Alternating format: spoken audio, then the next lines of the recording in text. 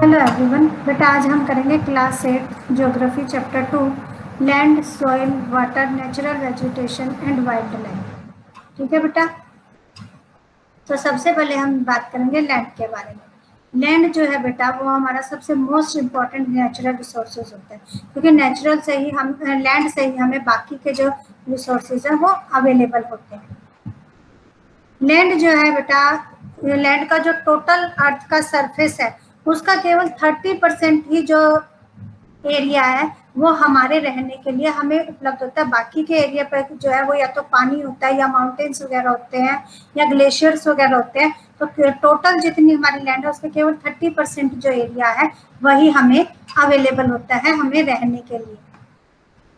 और जो हमारी लैंड है उसका जो डिस्ट्रीब्यूशन है वो भी अनइवन है। ठीक है बेटा, अलग अलग जगह पर लैंड और जो क्लाइमेट है उसकी जो करेक्टरिस्टिक्स है अलग अलग पाई जाती है। कहीं पर बर्फ है ज्यादा, कहीं पर ज्यादा गर्मी पाई जाती है, कहीं पर मॉडरेट क्लाइमेट पाया जाता है। ठीक है, कहीं पर प्लेन्स है, कहीं पर माउंटेन्स पाए जाते हैं, कहीं पर डेजर्ट पाए जाते हैं। तो हमारी जो लैंड है उसका डिस्ट्रीब्यूशन भी अनइवन पाया जाता है।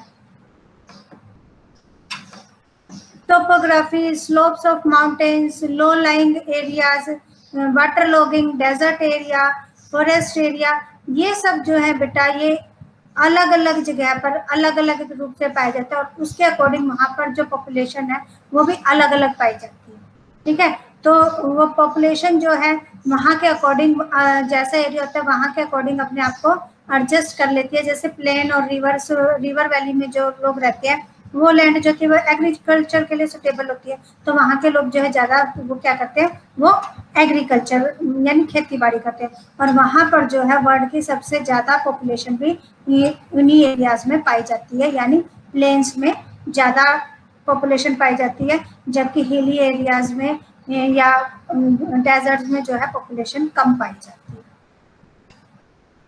उसके बाद है आपका लैंड यूज, कि लैंड यूज कैसे होती है। अभी हमने पढ़ा कि हमारी जो टोटल लैंड है उसका केवल 30% एरिया जो है वही हमें रहने के लिए मिलता है। ठीक है, तो उस 30% एरिया पे ही हमें एग्रीकल्चर भी करना होता है, हमें फॉरेस्ट्री भी करनी होती है, हमारी माइनिंग भी है, हम हाउसेस भी बनाते हैं, रोड्स भी बनाते हैं, हमारी इंडस्ट्रीज भी सेटअप करते हैं। तो ये सारे के सारे जब हम लैंड को डिफरेंट डिफरेंट पर्पज के लिए यूज करते हैं तो ये हमारा क्या कहलाता है, हमारा लैंड यूज कहलाता है। ठीक है, तो ये जो टर्म होती है ये हमारी लैंड यूज कहलाती है जब हम लैंड को डिफरेंट डिफरेंट पर्पज के लिए यूज करते हैं। उसके बाद है आपका कॉमन प्रॉपर्टी रिसोर्सेज। तो जो हमारी लैंड होती है बेटा इसको हम टू बेसिस पर डिवाइड करते हैं। तो प्राइवेट लैंड, एक कम्युनिटी लैंड। प्राइवेट लैंड वो लैंड होती है बेटा जो कि इंडिविजुअल्स की होती है, एक व्यक्ति की होती है, उसके पास उसकी रजिस्ट्री होती है। अब जैसे हमारा घर है या आपके देखे होंगे आपके खेत हैं, उनकी आपके पास रजिस्ट्री होती है तो वो आपकी अपनी लैंड होती है, वो प्राइवेट लैंड कहलाती है। लेकिन जो गवर्नमेंट की लैंड होती है जिसको कि सभी लोग यूज कर सकते हैं, जैसे आपके पार्क हो गए, ठीक है, आपके ब्रिजेस हो गए, रोड्स हो गए, तो ये आपकी क्या कहलाती है, ये आपकी पब्लिक कम्युनिटी लैंड कहलाती है जिसको कि सभी लोग यूज कर सकते हैं। कम्युनिटी लैंड को बेटा कॉमन प्रॉपर्टी रिसोर्सेज भी कहा जाता है। उसके बाद है change in land use over time. उसके बाद क्या बेटा, जैसे जैसे टाइम चेंज होता है वैसे वैसे जो हमारी आवश्यकताएं हमारी नीड्स है वो भी चेंज होती हैं और लैंड को यूज करने का जो पैटर्न होता है वो भी चेंज हो जाता है। ठीक है, हमने अभी पढ़ा कि हमारी जो लैंड है वो हमारे पास लिमिटेड है और हमारी डिमांड्स जो है वो बढ़ती जाती है। तो उन बढ़ती हुई डिमांड को एडजस्ट करने के लिए हमारा जो लैंड यूज है उसको लैंड को यूज करने का जो हमारा तरीका होता है, जो टेक्नोलॉजी होती है वो चेंज हो जाती है। ठीक है, लोग जो है बेटा कमर्शियल एरियाज के लिए क्या करना शुरू कर देते हैं, भाई लोगों को ज्यादा इंडस्ट्री सेटअप करनी होती है या बड़ी बड़ी बिल्डिंग्स बनानी होती है, हाउसिंग कॉम्प्लेक्स जिसको हम कहते हैं, तो वो क्या करते हैं जो हमारे रूरल गांव की जो एग्रीकल्चर लैंड होती है उसको जो है अपने कमर्शियल पर्पज के लिए और अपने हाउसिंग कॉम्प्लेक्सेस के लिए यूज करना शुरू कर देते हैं। यानी कि वो एग्रीकल्चरल लैंड जो थी उसको यूज करना शुरू कर देते हैं अपने कमर्शियल पर्पज के लिए। Land degradation, landslide, soil erosion, deforestation, ये जो होते हैं ये हमारे इन्वायरमेंट के लिए बहुत बड़ा थ्रेट होते हैं, बहुत बड़ा खतरा होते हैं। लैंड डिग्रेड हो जाएगी तो हम भाई जमीन की हमारी की फर्टिलिटी ही खत्म हो गई तो हम खेती कहाँ करेंगे, और फिर हम खाएंगे कैसे, हमारी खाने पीने की जरूरतें कैसे पूरी होंगी। लैंडस्लाइड हो जाएगा तो वहां पर भी दिक्कत आती है कि वहां पर जमीन जो फिर अनइवन हो जाती है, वहां पर भी एग्रीकल्चर नहीं हो सकता। सॉइल इरोजन ज्यादा होगा तो जमीन की फर्टिलिटी चली जाएगी। डिफॉरेस्टेशन हो जाएगा, जमीन पेड़ पौधे कट जाएंगे तो सॉइल इरोजन बढ़ेगा। तो ये सब की सब चीजें जो होती हैं इनसे हमारे इन्वायरमेंट को नुकसान पहुंचता है, ठीक है। और हमारी कुछ एक्टिविटीज ऐसी हो गई हैं जैसे कंस्ट्रक्शनल एक्टिविटीज हो गई हमारी, और हम एग्रीकल्चर के ज्यादा से ज्यादा विस्तार के लिए जो है लैंड को गलत तरीके से यूज करते हैं, ज्यादा पेस्टिसाइड्स यूज करते हैं हम, ठीक है, एक ही फसल को बार बार बोते हैं। तो बहुत सी हमारी एक्टिविटीज ऐसी हैं जो कि हमारी लैंड को डिग्रेड कर देती हैं। तो इन सब से हमारे इन्वायरमेंट को, हमारी लैंड को जो है वो थ्रेट होता है। ये आपकी देखो लैंड यूज की सारी एक्टिविटीज है कि हम किस किस पर्पज के लिए लैंड को यूज करते हैं। फर्स्ट में हम खेती के लिए, एग्रीकल्चर के लिए कर रहे हैं, सेकंड में बिल्डिंग्स बन रही हैं, ठीक है, थर्ड में जो है वो रोड्स है, और फोर्थ में आपके पार्क्स वगैरह मल्टीपल कॉम्प्लेक्स जिसको आप बोलते हैं उसके लिए हमारी लैंड जो है वो यूज हो रही है। उसके बाद है कंजर्वेशन ऑफ लैंड रिसोर्सेज, कि हमारे पास जो हमारी लैंड रिसोर्सेज अवेलेबल हैं हम उनको कैसे सुरक्षित रख सकते हैं, कैसे उनको बचा कर रख सकते हैं, ठीक है बेटा। तो इसमें क्या है कि हमारे जो पॉपुलेशन है वो डे बाय डे बढ़ती जा रही है, और पॉपुलेशन बढ़ेगी तो डिमांड भी बढ़ेगी, और इससे क्या होगा कि हमारे जो फॉरेस्ट है और जो हमारी एग्रीकल्चरल लेवल जो लैंड है उसको नुकसान होगा, ठीक है। तो उसको बचाने के लिए हमें जो है वो कोशिश करनी पड़ेगी, अपनी प्लानिंग करनी पड़ेगी। उसके बाद क्या है कि present rate of degradation of land resources must be checked, कि आज जो हमारी लैंड जो है वो बेटा बहुत ज्यादा तेजी से डिग्रेड हो रही है। क्यों हो रही है? क्योंकि हमारी एक्टिविटीज ऐसी हो गई हैं, हम खेतों में ज्यादा केमिकल यूज करने लगे, ज्यादा पेस्टिसाइड्स यूज करने लगे हैं, एक ही फसल को बोने लगे हैं, हम खेतों को कुछ समय के लिए खाली नहीं छोड़ते अपने प्रॉफिट के लिए। तो इन सब चीजों को जो है वो रोकना होगा, तभी हम अपनी लैंड को जो है खत्म होने से बचा सकते हैं। एफोरेस्टेशन द्वारा यानी पेड़ पौधे लगाकर, ठीक है, लैंड रिक्लेमिनेशन यानी लैंड की जो फर्टिलिटी है उसको बनाए रखने के लिए केमिकल पेस्टिसाइड्स का, फर्टिलाइजर्स का कम यूज करके, ओवर ग्रेजिंग को रोक कर भाई जो जीव जंतु हैं वो हमारे जो चराई करते हैं वो बहुत ज्यादा ना हो, उसको कम रोक कर। तो ये कुछ कॉमन मेथड्स है जिनको यूज करके हम अपनी लैंड को सुरक्षित कर सकते हैं, कंजर्व कर सकते हैं। उसके बाद है लैंडस्लाइड्स। लैंडस्लाइड्स क्या होता है बेटा कि जमीन जो है, जब हमारी जमीन के अंदर हमने पढ़ा है कि कई लेयर्स होती हैं, और जब उन लेयर्स में मूवमेंट होती है तो क्या होती है, लैंडस्लाइड्स हो जाती है। और उस लैंडस्लाइड से क्या होता है, लैंडस्लाइड जो है वो अर्थक्वेक की वजह से भी हो सकती है, भूकंप की वजह से भी हो सकती है, फ्लड की वजह से हो सकती है, वॉल्केनोस की वजह से भी हो सकती है, या बहुत ज्यादा हैवी रेनफॉल हो जाए तो उन एरियाज में भी जो है लैंडस्लाइड हो जाती है। तो उसके लिए भी जो है हमें कुछ ना कुछ जो है वो अपनाने पड़ेंगे, मेजर्स अपनाने पड़ेंगे, ताकि हिली एरियाज में तो बेटा लैंडस्लाइड्स बहुत कॉमन होती है, बादल फट गया लैंडस्लाइड हो गई, तो इससे बहुत सी जो हमारी प्रॉपर्टी होती है और जो हमारे ह्यूमंस होते हैं, पॉपुलेशन होती है, उसको बहुत बड़ा नुकसान होता है। तो उसके लिए भी हमें जो है वो मेथड्स अपनाने पड़ेंगे कि जो लैंडस्लाइड से होने वाला जो खतरा है, जो नुकसान है, उसको कम किया जा सके। उसके बाद है आपकी मिटिगेशन टेक्निक्स, जो हैजार्ड मैपिंग होती है, मतलब कि खतरे को भाई कहाँ पर ज्यादा खतरा है, लैंडस्लाइड का खतरा है, इस चीज को जो हम है, आजकल बहुत सी टेक्निक आ गई है बेटा, जो पहले से ही हम ये पता लगा लेते हैं कि यहाँ पर भूकंप आने की आशंका है, यहाँ पर बादल फटने की आशंका है। तो उन मैप्स को लोकेट करके हम जो उनसे होने वाला जो नुकसान है उसको कम कर सकते हैं। भाई वहां पर जो अगर लोग रहते हैं तो उनको कहीं और शिफ्ट करते, तो ठीक है। तो हैजार्ड मैपिंग लोकेशन के द्वारा हम उन एरियाज का पता लगा सकते हैं जहां पर की लैंडस्लाइड होने वाली है, और वहां पर होने वाले जो नुकसान है उससे हम लोगों को बचा सकते हैं, ठीक है। Construction of retention walls to stop land from slipping, कि भाई रिटेंशन वॉल्स बनाकर भाई दीवारें खड़ी करके और लैंड को जो हम स्लिप होने से बचाने की कोशिश कर सकते हैं।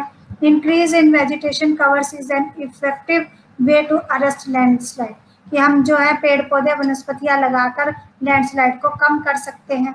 ठीक है, उसके बाद है बेटा कि रेन वाटर और जो स्प्रिंग जो फ्लो होता है उसको कम करने के लिए हम जो है वो बांध वगैरह बनाकर, पुल ब्रिजेस वगैरह बनाकर उसको, उसका जो फ्लो है उसको कम करने की कोशिश कर सकते हैं। तो ये सारी टेक्निक्स जो है अगर हम अडॉप्ट करें तो उससे हम लैंडस्लाइड से होने वाले नुकसान को कम कर सकते हैं। उसके बाद है आपका सॉइल। ठीक है, जो हमारी टॉप सॉइल होती है बेटा उसमें ये देखो ये हमारे पेड़ पौधे हो रहे हैं, उगते हैं। ठीक है, उसके नीचे जो होती है वो सैंड, सिल्ट, क्ले ये सब होता है जो कि पेड़ पौधों को उगने के लिए हेल्प करते हैं। और उसके नीचे होती है हमारी रॉक मटेरियल, और सबसे नीचे होती है हमारी पेरेंट रॉक। पेरेंट रॉक हमारी क्या होती है, जो हमारी पुरानी रॉक होती है ना जो नीचे दब जाती है वो होती है हमारी पेरेंट रॉक, और उसके ऊपर जो हमारी नई रॉक्स बनती है वो हमारी वेदर्ड रॉक मटेरियल कहलाती है। उसके बाद है फैक्टर्स ऑफ सॉइल फॉर्मेशन। भाई कौन कौन से फैक्टर्स है जो हमारी सॉइल को बनने में हेल्प करते हैं। तो सबसे पहला है बेटा आपका क्लाइमेट, कि आपका वहाँ पर क्लाइमेट कैसा है, जलवायु कैसी है। तो क्लाइमेट पे बहुत ज़्यादा डिपेंड करती है आपकी सॉइल फॉर्मेशन। फिर टाइम, कि सॉइल फॉर्मेशन में टाइम बहुत लगता है, तो टाइम। पेरेंट रॉक जो पुरानी रॉक है वो भी सॉइल फॉर्मेशन में हेल्प करती है। रिलीफ फीचर्स जैसे टेम्परेचर हो गया, वहाँ का जो है जिसको हम दबाव कहते हैं, प्रेशर कहते हैं, तो ये सब फीचर्स भी हेल्प करते हैं। फ्लोरा, फौना और माइक्रो ऑर्गेनिजम्स, तो हमारे जो पेड़ पौधे हैं, जीव जंतु हैं, वो भी हमारी सॉइल फॉर्मेशन में हेल्प करते हैं। तो ये सारे के सारे जितने भी फैक्टर्स हैं ये सब के सब हमारे किस में हेल्प करते हैं, हमारी सॉइल फॉर्मेशन में हेल्प करते हैं, मिट्टी को बनने में हेल्प करते हैं। उसके बाद है डिग्रेडेशन ऑफ सॉइल, कि हमारी जो सॉइल है वो डिग्रेड हो जाती है। तो वो किन कारणों से डिग्रेड हो जाती है। एक तो सॉइल इरोजन की वजह से, कि ऊपरी जो सबसे फर्टाइल लेयर है बेटा वो पानी के साथ, हवा के साथ जब बह जाती है तो हमारी जो सॉइल है वो डिग्रेड हो जाती है। और दूसरा ह्यूमन और नेचुरल फैक्टर, दोनों ही फैक्टर हैं जो कि हमारी लैंड को डिग्रेड करने के लिए रिस्पॉन्सिबल है। ह्यूमन फैक्टर्स कैसे हैं, कि ज़्यादा पेस्टिसाइड्स को यूज़ करते हैं, केमिकल्स को यूज़ करते हैं, ठीक है, बिल्डिंग्स बनाते हैं, तो उस वजह से। और नेचुरल फैक्टर्स जो है आपके बारिश होगी, हवा हो गई, तो ये सब फैक्टर जो है ह्यूमन और नेचुरल दोनों की वजह से ही हमारी लैंड जो है वो डिग्रेड होती है।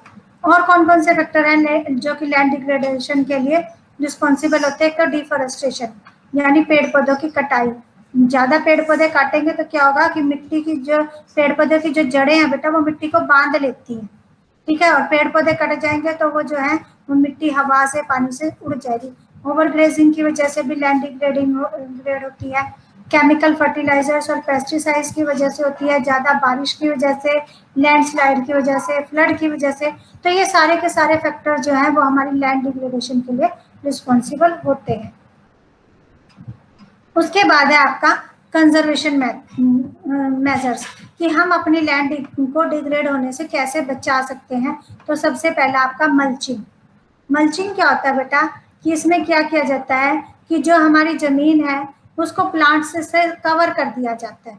ठीक है, जिससे कि क्या होता है कि जैसे स्ट्रॉ होते हैं ना, एक तरह के स्ट्रॉ की तरह प्लांट जो हमारी जमीन है उसको चारों तरफ से कवर कर दिया जाता है। इससे क्या होता है, मिट्टी का जो मॉइस्चर है वो भी बना रहता है, और हमारी जो लैंड है, जो सॉइल है, वो भी इरोजन नहीं होती है। उसके बाद आपका काउंटर बैरियर्स। काउंटर बैरियर्स में क्या होता है कि जो आपकी जमीन है उसके चारों ओर बड़े बड़े स्टोन्स लगाकर या ग्रास वगैरह लगाकर, एक तरह के जैसे हम कहते हैं ना बांध बनाकर, ठीक है, बांध बना देते हैं, जिससे कि जो हमारी मिट्टी पानी के साथ बह जाती है ना, तो वो नहीं बहती, वो वहीं की वहीं रुक जाती है। तो काउंटर बैरियर्स बनाकर, रॉक डैम बनाकर, मतलब भाई पानी के फ्लो को कम कर दिया जाता है, रॉक से चट्टानों, जो चट्टानों के जो टुकड़े हैं वो लगाकर, और जो उनसे होने वाला जो नुकसान है, जो गलीज वगैरह बन जाती थी, उनको रोका जा सकता है। टेरेस फार्मिंग, यानी सीढ़ीनुमा खेती करके, अगर हम स्लोप में खेती करके जो है क्रॉप्स को उगाते हैं तो उससे भी जो है हमारी लैंड जो है वो डिग्रेड होने से बच जाती है। इंटरक्रॉपिंग, इंटरक्रॉपिंग में क्या होता है कि हम एक ही जमीन पर, एक ही खेत पर अलग अलग फसलें उगा लेते हैं, मतलब अलग अलग रो बना देते हैं और उसमें अलग अलग फसलें, किसी में आलू, किसी में प्याज, किसी में गाजर, किसी में, तो अलग अलग कई तरह की फसलें उगाकर भी, जिसको कि हम इंटरक्रॉपिंग कहते हैं, लैंड को डिग्रेड होने से हम बचा सकते हैं। काउंटर प्लोइंग, काउंटर प्लोइंग में क्या होता है बेटा कि flowing parallels to the contours of a hill slope, कि हिली जो एरिया होता है उसके पैरेलल में, ठीक है, उसके पैरेलल में हम जो है कोशिश करते हैं कि बैरियर्स बना दे ताकि पानी का जो स्लोप है उससे जो हमारी मिट्टी है वो बहे नहीं, ठीक है। तो काउंटर फ्लोइंग मतलब खेतों के पैरेलल में जो है वो हम उसको खेत को जो है जोत देते हैं एक तरह से, ठीक है, एक बैरियर सा बना देते हैं, तो उसको हम क्या कहते हैं, काउंटर फ्लोइंग कहते हैं। और लास्ट में आपका आ जाता है शेल्टर बेड्स, यानी कि आपने देखा होगा कि आपके खेतों के चारों तरफ एक लाइन में बहुत ऊंचे ऊंचे पेड़ लगा दिए जाते हैं, ठीक है। उस पेड़ों से क्या होता है कि जो आपकी मिट्टी है वो उड़ के नहीं जाती, बह के जाने से बच जाती है, तो उसको हम क्या कहते हैं, शेल्टर बेड्स। तो शेल्टर बेड्स वगैरह लगाकर हम जो है हमारी मिट्टी को बचा सकते हैं, उसको डिग्रेड होने से हम बचा सकते हैं। ये आपके फिर एग्जाम्पल हैं बेटा, ये जो है ये काउंटर फ्लोइंग का एग्जाम्पल है। देखो ये पानी के बीच में ये बांध बना दिया ताकि जो फ्लो से एकदम से पानी आता है वो ना आ सके। ये आपकी आगे टेरेस फार्मिंग, सीढ़ी नुमा खेती, सीढ़ियाँ वगैरह बनाकर, ये आपकी आगे काउंटर फ्लोइंग। देखो ये जैसे पैरेलल में ये खेत को जोत दिया, तो ये आपकी क्या होती है, काउंटर फ्लोइंग होती है। ये रॉक डैम होता है कि रॉक से जो है वो डैम बनाकर पानी का जो फ्लो है उसको रोक दिया जाए। और ये शेल्टर बेड्स देखो कि एक ही लाइन में बहुत सारे पेड़ लगाकर जमीन को डिग्रेड होने से हम रोक सकते हैं। उसके बाद आ जाता है आपका वाटर। वाटर जो है बेटा आप सभी को पता है कि हमें पानी की बहुत ज़रूरत होती है, बिना पानी के तो हमारी कोई भी एक्टिविटी होती ही नहीं, ठीक है। तो वाटर जो है वो ह्यूमंस के लिए बहुत ही ज़्यादा ज़रूरी होता है, और हम लोग जो है वो पानी का कंजप्शन भी बहुत ज़्यादा करते हैं। तो इसमें बता रखा है कि हम 6000 क्यूबिक किलोमीटर पर ईयर जो है 2000 में, इससे भी ज़्यादा पानी जो है हम वो कंज्यूम कर रहे हैं। वाटर, वाटर जो है बेटा वो हमारा एक नेचुरल रिसोर्सेज होता है, नेचुरल रिन्यूएबल रिसोर्स है, और ये भाई बारिश से और जमीन से हमें ये फिर से मिल जाता है। 3/4 of earth surface is covered with water, हमारी जो अर्थ है उसका 3/4 पार्ट जो है वो पानी से घिरा हुआ है, और इस वजह से हम इसको वाटर प्लेनेट भी कहते हैं, ठीक है बेटा। और ये जो है ओशंस में जो है 3.5 बिलियन जो हमारा पानी है वो ओशंस में पाया जाता है, जो कि पीने के लायक नहीं होता क्योंकि वो खारा होता है, तो वो हमारे यूज में नहीं होता। और जो फ्रेश वाटर है वो केवल 2.7% पाया जाता है जिसको कि हम यूज कर सकते हैं। नियरली जो 70% जो हमारा वाटर है वो हमारा ग्लेशियर्स में पाया जाता है, अंटार्कटिका, ग्रीनलैंड और माउंटेन रीजन्स के। और जो हमारा फ्रेश वाटर है वो केवल 2.7% ही, ठीक है। और केवल 1% जो फ्रेश वाटर है वो ह्यूमंस के यूज के लिए है। 2.7 में से भी केवल 1% वाटर ही है जो कि हमें नदियों और लेक्स के थ्रू यूज करने के लिए मिलता है। प्रॉब्लम्स ऑफ वाटर अवेलेबिलिटी, कि वाटर अवेलेबिलिटी में, पानी की अवेलेबिलिटी में हमें क्या क्या प्रॉब्लम्स जो है वो फेस करनी पड़ती हैं। There is a scarcity of water in many regions of the world, हमें पता है कि हमारी जो हमारा जो वर्ल्ड है उसके बहुत से रीजन में पानी की बहुत ज़्यादा कमी पाई जाती है। Most of Africa, West Asia, South Asia, parts of western USA, north west Mexico, part of South America and entire Australia, इन सब जगह में बेटा पानी की बहुत ज़्यादा, फ्रेश वाटर पानी की बहुत ज़्यादा कमी पाई जाती है। और जिस तरह से हम पानी का मिसयूज़ कर रहे हैं, उसको बेकार कर रहे हैं ना, खराब करते हैं, तो उस वजह से हमारे लिए भी पानी की जो है बहुत ज़्यादा कमी हो जाएगी। इसलिए कहते हैं कि पानी को वेस्ट नहीं करना चाहिए। कंट्रीज जो कि क्लाइमेटिक जोन में होती हैं वहाँ पर भी पानी की जो है बहुत ज़्यादा कमी पाई जाती है। तो ये क्या कहते हैं कि जो वाटर की जो शॉर्टेज है ना बेटा वो बहुत ज़्यादा पाई जाती है, और हम जो उसका ओवर एक्सप्लॉयटेशन कर रहे हैं ना, और जो हम वाटर को जो हमारे जो पानी है उसको हम वेस्ट कर देते हैं, तो उसकी वजह से आने वाले टाइम में हमें भी वाटर शॉर्टेज का सामना करना पड़ सकता है। उसके बाद है कंजर्वेशन ऑफ वाटर रिसोर्सेज, कि हम वाटर रिसोर्सेज को कैसे बचा सकते हैं, ठीक है। तो वो क्या कहते हैं, access to clean and adequate water sources is a major problem facing the world today, कि भाई साफ और पर्याप्त मात्रा में हमें पानी उपलब्ध हो, ये जो ज़रूरत है ना साफ पानी की और एडिक्वेट वाटर की, इसके लिए आज जो है लगभग पूरा वर्ल्ड ये प्रॉब्लम फेस कर रहा है। ठीक है। इसके लिए हमें क्या करना होगा कि जो हमारा सीवरेज का जो सिस्टम है और जो हम एग्रीकल्चर में जो केमिकल्स यूज करते हैं हम और हमारी इंडस्ट्रीज का जो पानी हमारी वाटर बॉडीज में जाता है उसको हमें रोकना होगा। ठीक है, तो एक तो ये मेथड है। और दूसरा, most of these chemicals being non biodegradable reach human bodies through water. और ये जो पानी है बेटा केमिकल्स वाला, ये फिर हमारी बॉडीज में भी जाता है पानी के थ्रू। ठीक है ना, तो उससे क्या होता है कि हमें भी बहुत सी प्रॉब्लम्स का सामना करना पड़ता है। Water pollution can be controlled by treating these efficient suitable before releasing them in water bodies। तो वो क्या कहते हैं कि ये जो पानी है जिससे कि हमारा वाटर पोल्यूट होता है, ये हमारे वाटर ये केमिकल्स वगैरह हमारी वाटर बॉडीज में जाकर मिले उससे पहले ही हमें इसको रोकने के उपाय करने होंगे। हमारा जो पानी है वो इरिगेशन के लिए फील्ड्स में भी यूज होता है।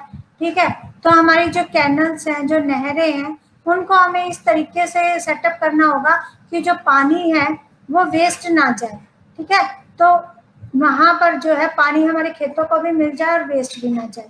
ठीक है, तो इसके लिए हमें क्या करना होगा कि स्प्रिंकलर्स जो होते हैं, जो आजकल हमने देखा फाउंटेन से लगा देते हैं, तो उससे इरिगेशन का मेथड जो है वो करना होगा बजाय कि पाइप लगाकर। ये आपको साइड में पिक्चर भी दी गई है स्प्रिंकल मेथड की, कि पाइप जो है वो एक ही जगह पर पानी जो इकट्ठा होता रहता है उससे पानी ज्यादा लगता है। अगर हम स्प्रिंकल मेथड यूज करें तो उससे पानी जो है वो कम लगता है। ड्राई रीजन्स में जो है मतलब जो ड्राई एरिया है वहां पर इवेपोरेशन है, इवेपोरेशन ज्यादा होता है, तो वहां पर जो ये इरिगेशन टेक्निक है जो आपके ये स्प्रिंकल वाली, ये ज्यादा यूजफुल हो सकती है, वहां पर ज्यादा यूजफुल रहती है। The valuable water resources can therefore be conserved by adopting these means of conservation। तो हमारे जो वाटर रिसोर्सेज हैं, अगर हम इन मेथड को अपनाएं तो हम उसको कंजर्व कर सकते हैं। उसके बाद आपका आ जाता है natural vegetation and wild life. आपने लैंड पढ़ लिया, वाटर पढ़ लिया, अब हम पढ़ेंगे natural vegetation and wild life. इसमें क्या क्या आ जाते हैं, हमारे वनस्पतियां, पेड़ पौधे और हमारे जो जीव जंतु है वो आ जाते हैं। तो बायोस्फीयर, बायोस्फीयर में क्या होता है बेटा, बायोस्फीयर आपने पहले भी पढ़ा है 7th में भी, कि जहाँ पर लिथोस्फीयर, हाइड्रोस्फीयर और एटमोस्फीयर, हमारे ये तीनों डोमेन्स ऑफ अर्थ आकर मिल जाते हैं उसको हम बायोस्फीयर कहते हैं। यानी जहाँ पर की लाइफ पॉसिबल होती है उसको हम बायोस्फीयर कहते हैं, जहाँ पर हमारे पेड़ पौधे, जीव जंतु, मनुष्य जो है वो सभी रह सकते हैं। और बेटा बायोस्फीयर जो होता है वो हमारा एक दूसरे से इंटर रिलेटेड होते हैं। तो हम कहें पेड़ पौधे, जीव जंतु और मनुष्य, ये तीनों ही एक दूसरे से इंटर रिलेटेड है। भाई पेड़ पौधों के लिए क्या है कि पानी की जरूरत है, जमीन की जरूरत है, उनको लगाने की जरूरत है, वो हम लोग करेंगे। ठीक है, पेड़ पौधों से हमारी जरूरतें पूरी होती हैं सारी, खाने पीने की कह लो या कोई भी।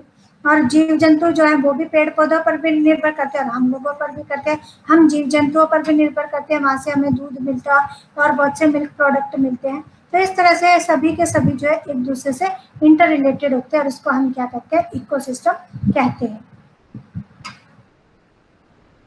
Vegetation and wildlife are valuable resources, ये हमारे वैल्यूएबल रिसोर्सेज होते हैं। ठीक है, there are innumerable uses of plants, plants के बहुत ज्यादा तरीके से हम यूज करते हैं। वाइल्ड लाइफ जो हमारे जंगली जीव जंतु जिनको हम बोलते हैं, animals, birds, insect as well as aquatic life forms. तो जो हमारे वाइल्ड लाइफ में ये सभी चीजें शामिल होती हैं, एनिमल, बर्ड, इंसेक्ट और यहाँ तक कि पानी में पाए जाने वाले जीव जंतु भी शामिल होते हैं। इनसे हमें मिल्क, मीट, हाइड और वूल मिलते हैं। ठीक है, हाइड्स मतलब इनकी लेदर, इनसे हम लेदर वगैरह बनाते हैं, फिर अपनी जैकेट्स वगैरह बनाते हैं।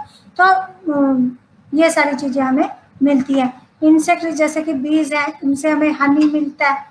ठीक है, फ्लावर्स से हमें बहुत सी चीजें मिलती हैं, पोलिनेशन मिलता है। तो ये सारी की सारी चीजें जो हैं वो हमारे लिए बहुत ही इम्पोर्टेंट होती हैं। बर्ड्स जो हैं वो इंसेक्ट का खाना बनते हैं। ठीक है, तो इस तरह से ये एक दूसरे को खा के भी अपना, जीव जंतु जो है एक जंतु दूसरे जंतु को खाकर अपना जीवन चलाता है। तो इस तरह से हम देखें तो बड़े एनिमल हो या छोटे एनिमल हो, ये बेटा इकोसिस्टम के लिए जरूरी होते हैं, बैलेंस को मेंटेन करने के लिए बहुत ही जरूरी होते हैं। एक भी चीज अगर स्किप हो जाती है ना तो उससे क्या होता है कि हमारा इकोसिस्टम जो है वो गड़बड़ हो जाता है और वहां पर लाइफ जो होती है वो मुश्किल हो जाती है। फिर distribution of natural vegetation, natural vegetation जो है वो हमारे कितने प्रकार का होता है। एक तो एवरग्रीन होता है, हमने पढ़ा है सदाबहार, मतलब जहाँ पर पूरा साल पेड़ पौधे जो है वो हरे भरे दिखाई देते हैं उनको हम एवरग्रीन कहते हैं। और डेसिडियस जहाँ पर कि एक विशेष मौसम में पेड़ पौधे जो है अपनी पत्तियां गिरा देते हैं उसको हम डेसिडियस कहते हैं, यानी जो पूरा साल हरा भरा नहीं रहता है। उसके बाद आपका conservation of natural vegetation and wild life, कि इनको सुरक्षित कैसे कर सकते हैं, पेड़ पौधों को और हमारे जीव जंतुओं को कैसे सुरक्षित कर सकते हैं। तो बेटा उसमें क्या है कि change of climate and human interference can cause the loss of natural habitats for the plants and animals. बेटा एक तो क्लाइमेट चेंजेस की वजह से, एक दूसरा हमारी एक्टिविटीज की वजह से। भाई हम जंगलों को साफ कर रहे हैं, जंगलों को साफ कर देंगे तो ये जीव जंतु जाकर कहाँ रहेंगे। तो इन सब एक्टिविटीज की वजह से जो है हमारे जो प्लांट्स और एनिमल्स का जो नेचुरल हैबिटेट्स यानी उनका जो नेचुरल आवास होता है वो इफेक्ट होता है। तो हमें ये जो एक्टिविटीज हैं ये कम करनी होगी। Many species have become vulnerable और endangered and some are on the verge of extinction, कि बहुत सी प्रजातियां जो है ना जीव जंतु की पेड़ पौधों की या तो वो खत्म हो चुकी है, ठीक है, या फिर वो खतरे में है। तो उनको बचाने के लिए भी जो है हमें कोशिश करनी होगी, अब हमें जो अपने मेथड्स हैं वो चेंज करने होंगे। Deforestation, soil erosion, constructional activities, भाई हम बिल्डिंग बनाने के लिए पेड़ पौधों को साफ कर देते हैं। फॉरेस्ट फायर्स, जंगलों में आग लग जाती है सुनामी की वजह से या लैंडस्लाइड की वजह से। तो बहुत से फैक्टर्स ऐसे हैं जिसकी वजह से कि हमारे ये नेचुरल वेजिटेशन और जो वाइल्ड लाइफ है ये इफेक्ट होती हैं। तो हमें इनको कंजर्व करने के लिए टेक्निक्स जो है वो बनानी पड़ेगी, प्रोग्राम्स जो है वो बनाने पड़ेंगे। Animals are poached for collection and illegal trade of hide, skin, nails, teeth, horns as well as feathers। तो जो हमारे जो एनिमल्स होते हैं ना बेटा, इनको जो है बहुत ही इलीगल मतलब इलीगल ट्रेड के लिए, जो कि व्यापार वैध नहीं है, जिसको कानून की नज़रों में अवैध कहा जाता है, जैसे भाई उसके लेदर है या हाथी के दांत बहुत ही प्रीशियस होते हैं, कीमती होते हैं, महंगे होते हैं। तो किसी के नाखून, किसी की स्किन, किसी का फैदर। तो इलीगल ट्रेड के लिए जो है हम इन एनिमल्स को मारते हैं और यूज करते हैं। तो हमें ये एक्टिविटीज जो है वो कम करनी होगी। There is a balance in the environment if the relative number of species is not disturbed।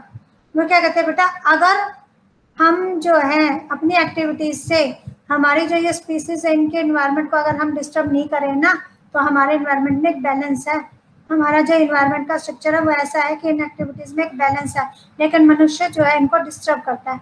तो हमें वो एक्टिविटीज जो है उनको स्टॉप करना होगा। Due to indiscriminate killing, several birds and animals have either become extinct or are on the verge of extinction।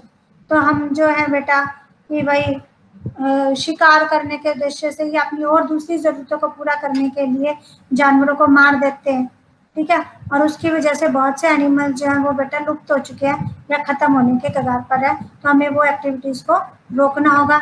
Many countries, बहुत सी countries जो है बेटा उन्होंने लॉ कानून बना दिया है कि बर्ड्स और एनिमल्स को मारना इलीगल है। इंडिया में भी ये कानून बना दिया गया कि जो शिकार है वो इलीगल है। तो गवर्नमेंट जो है वो भी कोशिश कर रही है कि जो हमारे जीव जंतु है उनको कंजर्व किया जा सके। Conservation of plants and animals is an ethical duty of every citizen. तो ये हमारी मोरल ड्यूटी बनती है कि हम हमारे प्लांट्स और एनिमल्स को जो है उनको नुकसान ना पहुंचाए। ठीक है बेटा, ये था हमारा पूरा कंप्लीट चैप्टर। आई होप आप सभी को अच्छे से समझ आया होगा। Thanks and have a nice day.